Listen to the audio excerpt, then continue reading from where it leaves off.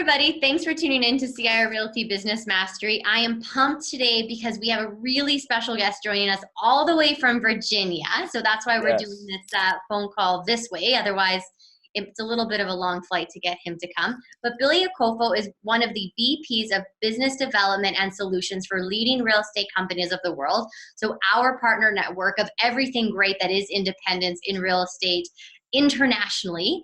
And we work super closely with Billy on a ton of different initiatives. He's a big source of information for us. And one of the reasons I'm excited to bring him to the meeting today is because Billy works with a ton of our Canadian independent members. And I'm talking number one, number two, market leading independents across the country, businesses who have been around for, 50, 100 years, great companies, and he gets to see what they're doing, what their agents are doing, different issues in different marketplaces, but he also gets to balance that out with a much larger scope of what's going on in the US, trends in Europe, trends in Asia. So lots of things that eventually come to Canada are issues that some of our partner brokerages across the world have been facing and dealing with forever. So it's cool for us to have that type of person, and I wanted to share our relationship with you guys because hopefully he'll be able to do a little bit of coaching and stuff with you guys moving forward. So that was a big introduction, but Billy, thank you so much for being on our meeting today. Oh, thank you for having me. This is great. This is great. So you haven't met our people yet. So really quickly, Billy, talk about your history, kind of where you were in real estate, and kind of just paint the picture of the experience you're bringing to this phone call. Okay, so I started out as an agent in 2013. So okay. December 31st, 2013, I got my license as an agent, and I sold real estate for about a year and a half with a Century 21 brokerage in Northern Virginia, which is where I live. Right. And then after that, the owners of the company basically looked at me and said, look, we want you to come on board as a full-time person because we have some initiatives that we want someone to test, and then you can assist our lead manager at the time with giving leads to agents. But I had to give up selling to do that because there was a wall here that you can cross, right? Of course. So I did, and I was a full staff member for a while, and then eventually I went on from being a co-director of leads management to managing the entire lead generation process. Right? So cool. We were 11 office, 450 agents at a time. And so all the internet leads that were coming into the company, yours truly was the first line of defense, which was, I love doing it. I thought it was sort of like the matchmaking for agents, right? The leads would come in, I will answer the call, I would service them, and then I will match them up with an agent, and onward they went, right? And so then I left that job, and I went to work for Inman News. So if you're familiar with Inman News, it's probably the number one online real estate magazine right now, especially North America. And so I worked for them for a little bit. I missed working with agents so much that I left that job and came back to the same Century 21. And then I handled recruiting and retention for some of our key markets, Northern Virginia being one of them. So, and then, I don't know, somewhere in there, leading RE came in and knocked on the door, and I was like, these guys are cool. I'm going to give it a shot. And literally, I think everything I wanted to do in terms of real estate, the advisory, working with broker owners and learning from broker owners, right? This is not just if Billy comes in and gives advice. I get to learn from you, from your team, from other companies in the network. It's been such a symbiotic relationship. So that's me, right? So I love it. Well, thank you for that intro. And to everybody watching, this is why we have Billy on right now, because and we'll get right into it with our first question, but it is fascinating to listen to the experience and the wisdom and also the cutting edge on the ground now information you have based off of your history and everybody that you're working with right now. So I know that you were actually just in BC, and you were with one of our partners in BC. Who were you with? Was it DFH? I was with DFH, and I was with McDonald Realty as well. So and Dexter. So I visited. It was sort of a whirlwind there. But Victoria is beautiful. I've never been to Victoria It's ever. unbelievable, isn't it? Yeah, and so I don't know about the seaplane though. Like I'm 6'4", right? Like, so it was very holding on to dear life. Please don't capsize the boat / plane, whatever you call it. But did you die? No, I did not. Then it was a good Miraculously. adventure. Yes, it was great. The beautiful scenery, beautiful weather, beautiful people. Cool. I enjoyed it. So yeah, Nice. very interesting. So based off of just even being out on the West Coast, some of the other Canadian members that you've been with, even some of the stuff that's been going on in the US, your opinion, being with different brokerages on the ground, day in and day out, what would you say are some of the top issues facing organized real estate, in our model of full service real estate, as CIR is, as the other brokerages you work with are? What is that? What are people talking about? So the big one right now, I will say, is there's a big push from the National Association of Realtors, based here in the U.S., to sort of do away with coming soon. Now, I don't know if this is something that you guys have in your market yet. It's something that we talk about. Like, our company has a coming soon program. Most brokerages talk about coming soon listings all of the time. Like, realtors advertise their pocket listings all of the time. So it's nothing that anyone has in an extremely organized fashion, but it's definitely a marketing tool that everybody, all of our agents use informally all of the time. So nothing's been kiboshed, but I did recently read an article in about the fact that they're trying to get rid of that.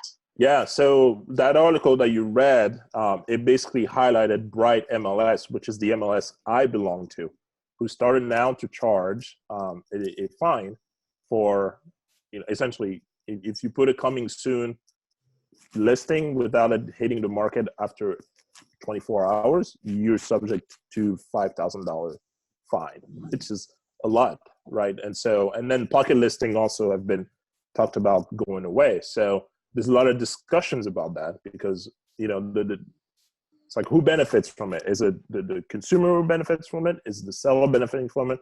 Or is the agent or the brokerage benefiting from it? And the general consumer is hanging out to dry, right? What's interesting about the way that we do it is our agents are allowed, so we have coming soon signs that are literally installed on our properties. But in order for an agent to do a coming soon listing, they actually have to upload a signed contract with the client saying, this is the elements of the coming soon listing, and they're not allowed to market it unless it has a date as to when it's going to be on MLS.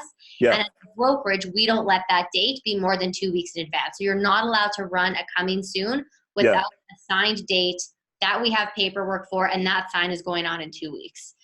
So a lot of the stuff that you mentioned is true, because otherwise, it's just the wild west of what might be on a market or what might not be on a market. And it's false marketing to say a property is coming soon if it actually never comes. That's it. So and that's why our MLS was like, look, we need to put a stop on this. Everybody, if you're gonna prep a property to be on the MLS, it needs to go there. There's no nonsense about whatever, right? So and the reason, so you have to understand the mechanics of this, right? If you go to California, for example, now Compass is very big in California. Like, they just acquire probably just about the entire market, especially in a city like San Francisco, right? Wow. They basically own the city, right? For them to have what they've been pushing in the market has been the coming soon and the exclusive Compass listings, right? So that gives them a competitive advantage, because they now own just about the entire ecosystem, right? And with the number of the brokerages they acquired and the number of agents they have serving with Compass, right? You can make the argument that, well, why would you ever go on the local MLS system? Why wouldn't you do? But good for Compass. I mean, brilliant. Right. So, from that standpoint, I think it's a very interesting move. That being said, you definitely see the argument there that, there are properties that are being sold between Compass agents that the general public doesn't even know about. And is that benefiting from? Exactly. Right. So now that pendulum swung the other way. So on the East Coast where I live, now people are like, hey, this was never an issue here. Like, why do we need to comply by these rules. And so people are looking at what's happening on the West Coast and they're like, well, it's definitely an issue there.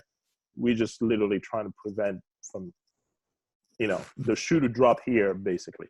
That's very similar to some of the new mortgage rules that were just put into play, where there's some very hot housing markets that needed certain rules to go in. But in other markets where you didn't have those issues, those rules are crippling first-time home buyers, right? But you're like, why are like federal rules affecting, exactly, like in San Francisco, there's Compass and it's a problem.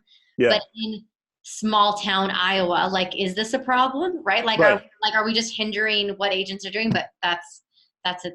So the big conversation now, right? Like you ask about like what's a big topic right now. That's literally it. So it doesn't matter which coast on the West Coast, they've been dealing with it since the whole Compass phenomenon. On the East Coast now it's starting to clamp on, and NAR now is getting into the discussion. They're like, okay, we as a body need to have a very specific ruling on this.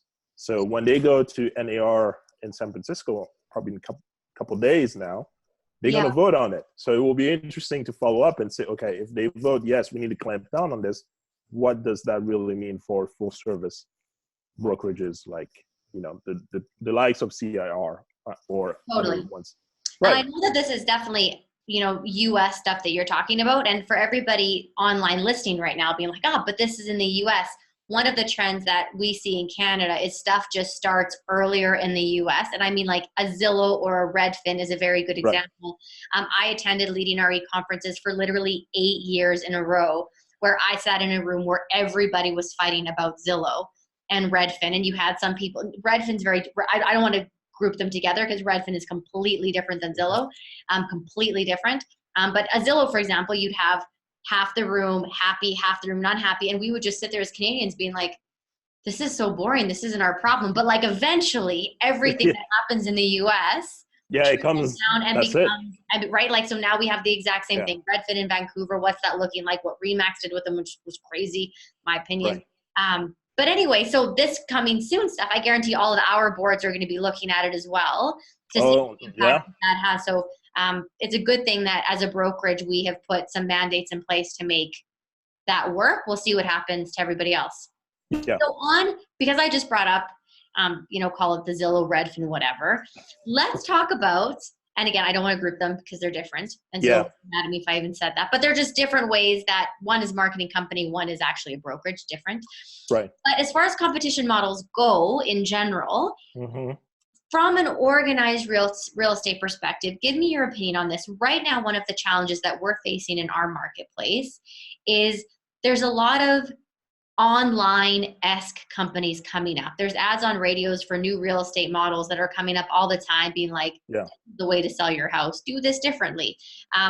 Or online brokerage models, just different stuff that is challenging the normal organized real estate status quo, I guess. And one of the challenges that our agents have been having, and maybe you can speak to this, is the value of a realtor is so important, right? Like, it is so unbelievably important. I know that day in and day out, agents who offer full service are trying to fight the stigma that real estate is easy and you can do it yourself and you don't need an agent, or these are the 5 things you can do yourself. It's so easy. We can do this. But when you have all of these competition models marketing themselves on the other hand, you have this group of realtors that are really trying to fight for what that looks like. And right now in our market, it's a big conversation. So that was a bit of a ramble, but talk to me your thoughts. Talk to me your thoughts on that, or even some advice for realtors. Maybe at the end of this part, some advice on realtors on how they can be combating that. Because I know you believe in full service organized real estate. 100%. Yeah. So there's a lot packed into it, right? So let's try to unpack some of it. Yeah. I think we should start from a premise, right? What is a realtor? Well, even before that, let's just be honest right now, right? If anybody wants to sell a house themselves, they can literally do it, right? So then why do you need a realtor, right? Well, I think we as an industry, it doesn't matter across the, you could be in the US or you could be in Canada or whatever around the world. the value of the agent has simply just become someone who comes in and sell my house and leaves, right? And I've been sort of fighting that mentality because I think we're much more than that, right? Full disclosure, my wife is a real estate attorney, right? So she advises clients on certain things when it comes to the transaction. She works with agents, starting the moment they ratify a contract, she works with them until settlement. And she also assists at the settlement table, whatever. And so the value she brings, right? Speaking of value, it's people know that, hey, we have an advisor in her. Like she can actually look at the contract and make sure that we don't deviate from certain things or we're following the rule of the law, right? To me, that's really what a real estate advisor ought to be, right? An agent to me is someone that just takes a house, sell it, and moves on. I don't think we should train these type of people anymore. I think with the changing in the market, we should really look at this as more of an advisory opportunity, right? I want CIR agents literally for people to think of real estate and think of them, right? And I say this because the moment people start associating real estate to you as, the real estate professional, this is where your phone never stops ringing, right? This is where people coming to you and say, hey, I have, I know you in real estate. Can you advise us on what's going on in the market, rates, and mortgage, whatever it is, right? Like you being viewed as a resource. That's what ensures your longevity in a business, right? So that's the premise I come from. And that's the premise really I try to instill on some of our agents and even some of our members, because I believe with all the changing in the market, this is where we need to become in order to survive, right? And so then an advisor's value proposition it's too deep to be done away with, right? Like financial advisors, I don't discard my accountant, Yeah. right? Like I call them, when it comes, like there's a little change in our income, like he's the first one I call him, like, hey, is this going to affect? Like that's where we need to go as agents, right? We can't just be the person that says, hey, I sold the house in 5 days. Like, well, now you can click on the button and get a house value and get an instant offer now, right? With some of those companies. So what are you bringing to the table? Like it has to be more than just, I can move your house from point A to point B or get it sold or put a sign on it and then call it a day. No, like all those things are useful. Don't get me wrong, but you have to offer more than that. So thinking more of an advisory role is the route for me to go. Now, when it comes to other models, right? Models come and go in real estate, right? If there's any truth in that, I mean, it's plain and simple, and the tendency that we have as an agent, I'm still licensed, so I know how we think, is that, there's a better model there that somehow that will make our business or our real estate life better. But the truth of the matter is, own up to the fact that it doesn't matter which model, right, you choose, you still need to do the work, right? The advisory part needs to come in. People still need a reference to call when it comes to real estate, right? And again, I don't know sort of the nuances in Canada, but here, as an agent, I am linked to multiple businesses, right? Whether it's mortgage, yard work or whatever. Like all these businesses, like I'm the conduit tool. So like someone can literally call me and say, Billy, do you know a plumber? Heck yes, I do. Do you know a tax accountant? Yes, I do. Do you know a real estate attorney? I'm married to one. Do you know, like all these businesses like I am the person in the middle. That's my value, right? And so you don't press a button here and hope for miracles to happen. Like you want me to come and advise you on certain things, I can do it. That's where we need to go. So there's a lot in there that are packed, but I think the premise has to be, we can't be just salespeople anymore. And I think that's the reason why a lot of agents are nervous about the market right now, is because your value as a salesperson is being trumped on, right? Well, yeah, that's just it, right? Because for a lot of these businesses to attract other agents, and for them to attract agents, they need to attract consumers. And for them to attract consumers, their marketing pitch is real estate's easy. You don't need to pay these real estate services. What are you paying for? So you're right, like the value proposition to even combat that type of marketing really can't be about selling a house, because right now in our marketplace we don't have instant offers, but one day we might have instant offers. So if our value proposition is selling a house, like, man, that's it. That becomes tough. Right. And then I think a lot of people are freaking out right now in the industry because that has been their value prop for so long. And then now it's being stripped from you because, like I said, everybody can do it. So what makes you special? Right. And totally. And the other thing too, and I know that this is one of the things that we're focusing on, and you work with a lot of brokerages that I look up to in a big way. And every year, a conference, I'm so excited to see some of these people and these companies for what they're doing. But it seems like from a brokerage model, and you can give me some advice on this, and at the same time, you're going to be speaking to a lot of our agents, is in order to be able to offer that much value, you really do need to be with a brokerage that is focusing on ways to set you up as that advisor. Like I know for us, and again, a lot of this is because of what we learned from other companies and leading real estate companies of the world, is at the end of the day, it's very important that you have an accounting and a paperwork system and an office management team that's going to make sure deals run smoothly. But that does not cut it anymore. Like that does not cut it anymore. Like where we put all of our focus is literally on like, what are we doing on a day-to-day basis to make the relationships that our agents have with their clients stronger? And 90% of that isn't actually real estate related at all. Yeah. Because imagine that, right? Which is really interesting. But a lot of these other, like the online brokerages and these ones that are just focusing, there's none of that, right? Like all of those brokerages are doing are just saying, we'll help with the paperwork.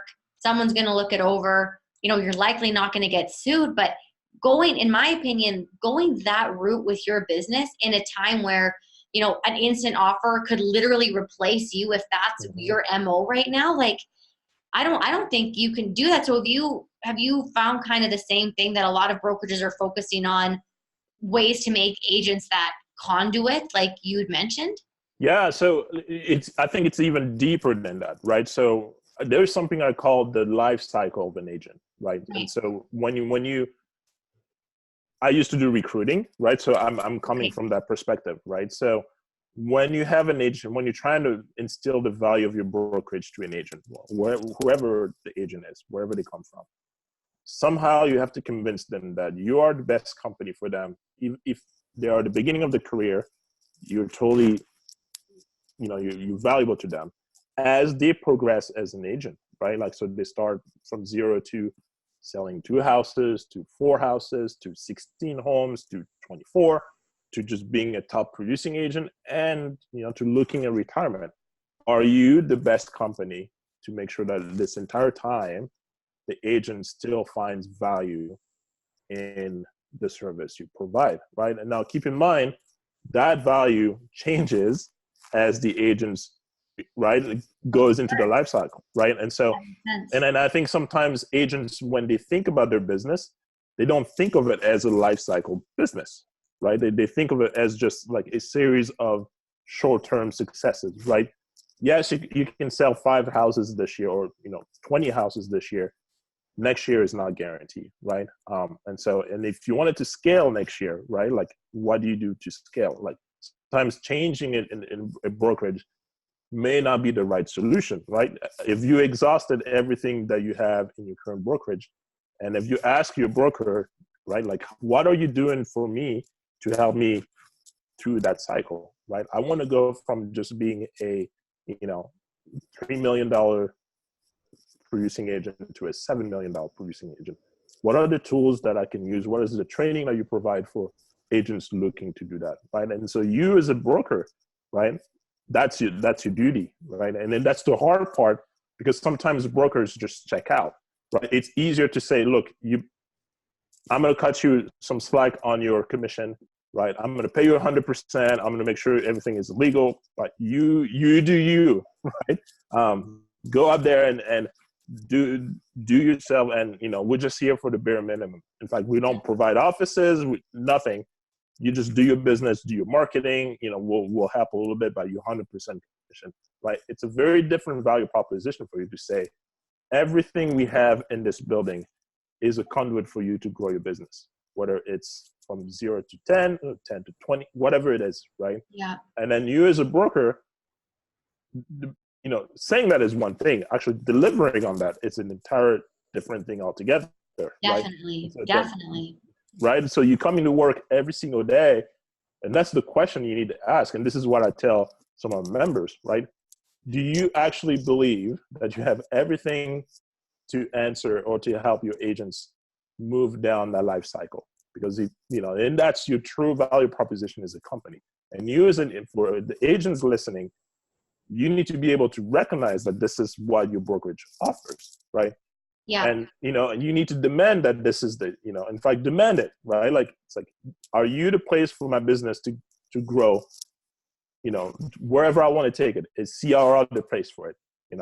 I'm biased. I think it's 100% the place for it, right? But this is the job you, Kirsten, and your team, literally every day, this is what you do, right? And it's hard because I know it, that brokers don't want to do it right now, especially with the changing. Like, I would rather step back, pay my agents 100% of the commissions, make it easy on their end, and let them worry about doing everything. And that's what we see a lot of brokerages doing right now. And one of the things that's interesting is that we've actually been tracking, and even for all the realtors watching right now, I'm glad we're having this conversation, because I know that we believe that every day, to all of you guys, our agents watching, every day you wake up and you make a choice to be with us versus all of the other options that you have. And we take that really seriously, right? Like, every day we got to work to make sure that we are the best place for your business, bar none.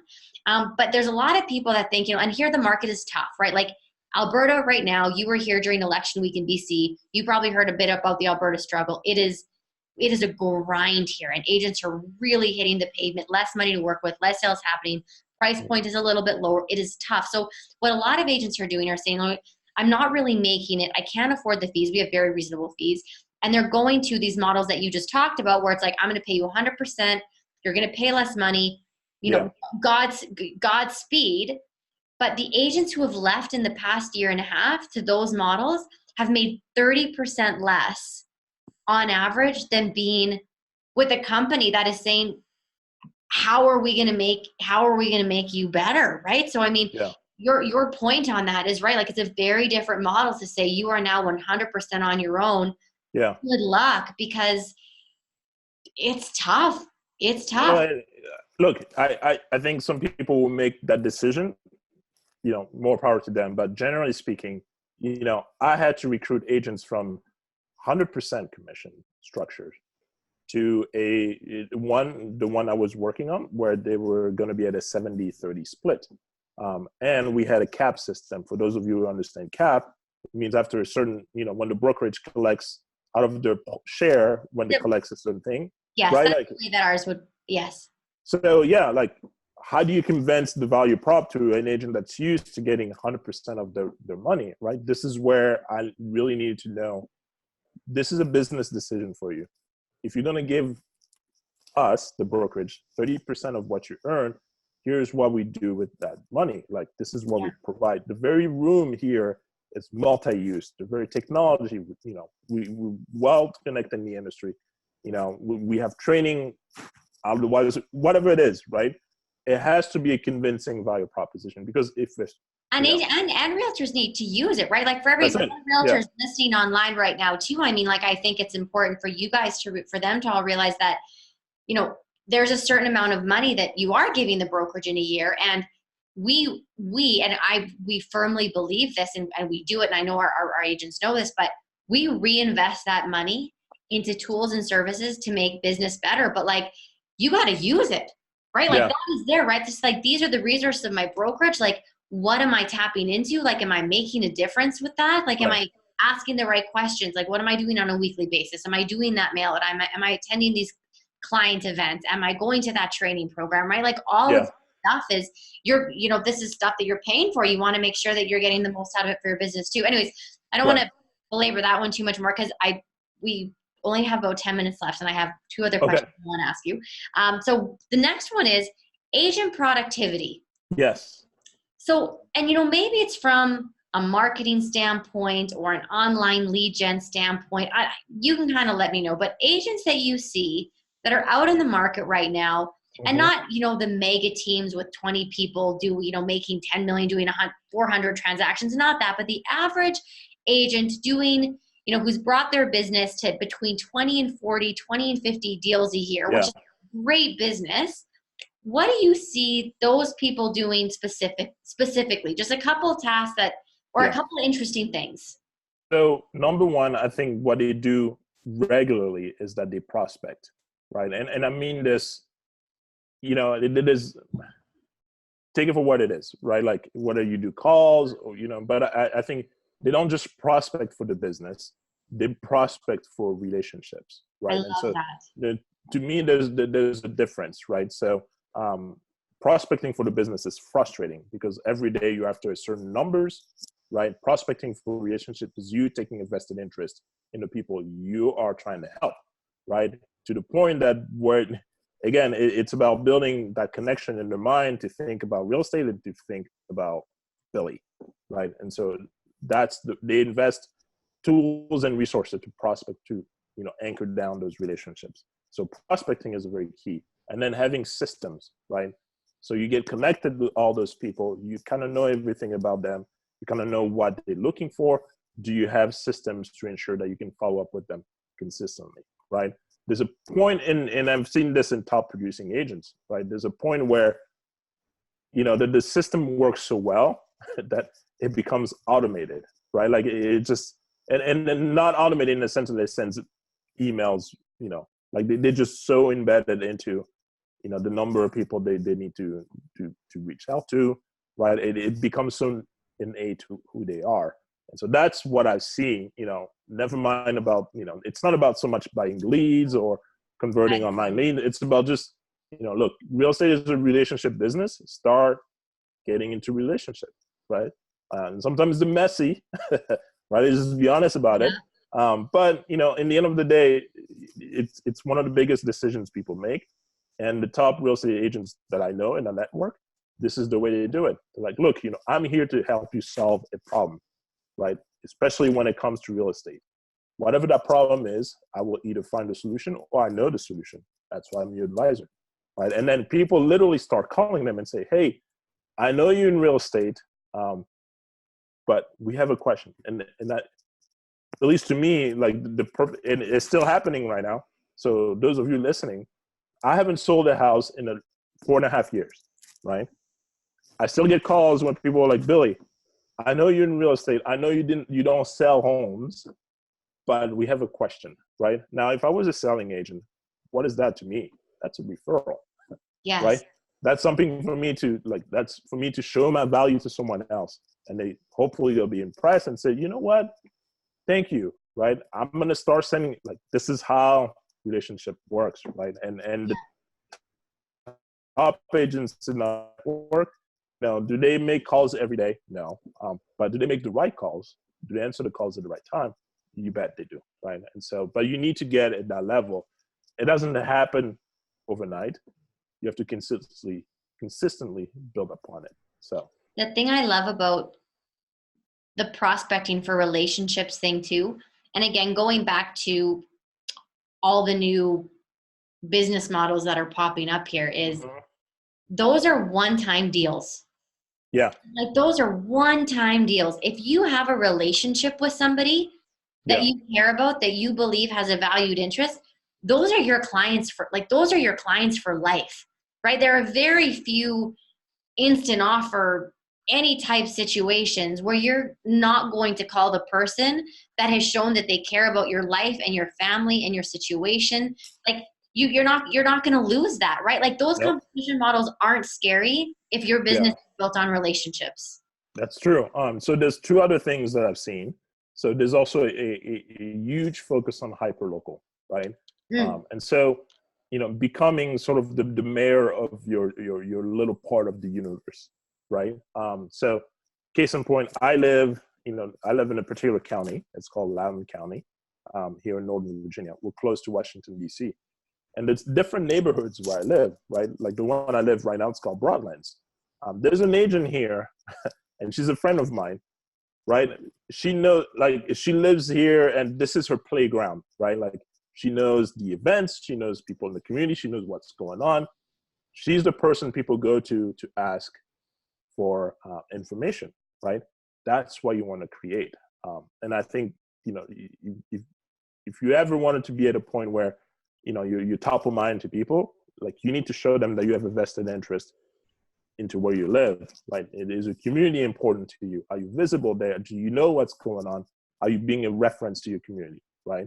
And then the switch to that, so there's a hyperlocal, call it investment or knowledge, but there's also a global knowledge, right?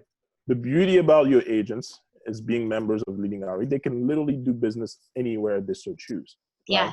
And it doesn't matter if they're in Calgary, right? It doesn't, you know, it's not about someone moving out of Calgary or moving in, like, if they have connections all over the world, someone can literally, someone they know can say, hey, I'm going to move from Germany to France. Well, guess what? You as the agent here in Calgary, you can say, you know what?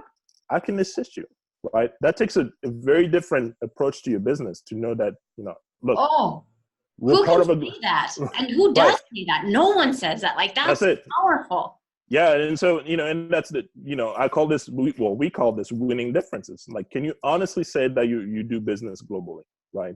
And if you, like, most of the whatever your competition up there cannot say that. Do they have offices around the world? Well, it's kind of easy when you have the exact same name in different country, right? But to be what I call a global network, you know, there's not another CRR in Belgium that I know of, right?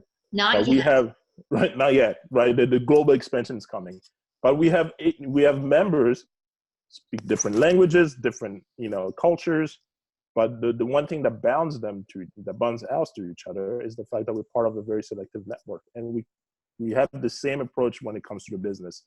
We take care of our people, right? We train our agents to be the best. We're the best in our marketplace.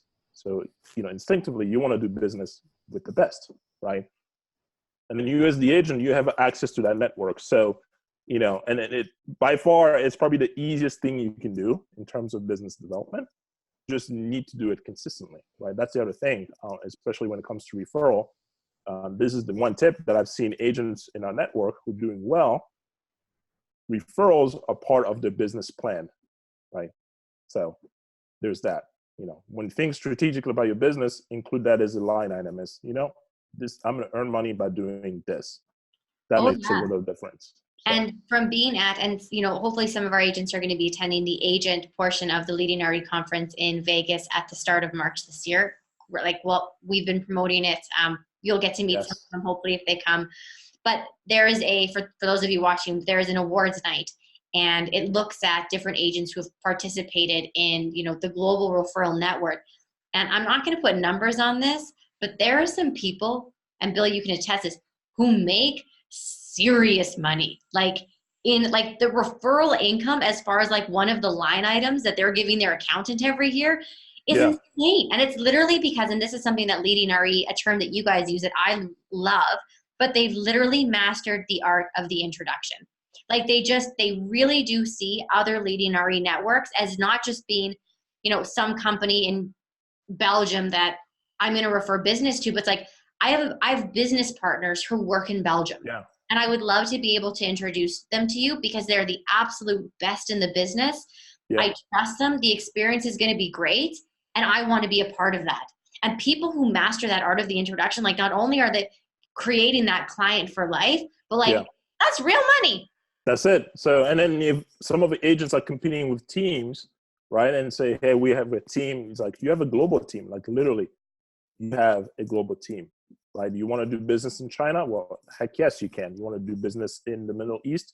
You can. Like, I am a global consultant, right? And then there's also nuance in the name, in the way you present yourself, right? Like a global advisor sounds kind of nice. It's like you can advise people on global real estate matters, which you can, right? By virtue of just your connections, right? And so to me, that's like the diamond in the rough. Like, You can't find this anywhere. Like, and I work at Century 21. And I know their limitation, right? The brand is great, but it's limited. And so this is where you're in a very sweet spot. Like if you're an agent with CRR or an agent with leading RE, like this, I wish I was in your position, but I can't. So they have to do the work for me. Well, you are so helpful to us, and thank you for adding that. I wanted to close on a little bit of information about the Leading RE network, and you did that. So good. Super grateful. And yeah, even just for all of you guys watching, for anyone who does have clients that are looking to invest, like part of their investment portfolio is, to buy properties in the US or to work with Chinese buyers. It's not just referring you to an agent in that area. Very similar to, Billy, who works with us in Canada. There's Leading RE Management who manages members and the services that are happening in Europe, in Asia, right? I mean, everywhere. So it's not just, here's an agent of a name and a brokerage. There are actually people here that if you have clients that need some service that are another step of service that are part of our network that are accessible to you. So it goes more than just here's a brokerage and here's a name. So if that's part of your business, let us know. Let me connect you with Billy as well. You guys can get some advice there, but huge potential that a lot of you guys aren't tapping into. So Billy, thank you so much for being with us. You're welcome. Today. Thank you for having me. You could be here in person, but at another time, we're going to bring you to a big event and get you to do some coaching and some speaking because you are brilliant in the value you bring to our management team. I want you to be able to have that to our agents as well. And this was a little first step so they could see your pretty face. And you'll be able to see their pretty faces another day, but I appreciate it. And thank you so much for your time. You're most welcome. Thank you.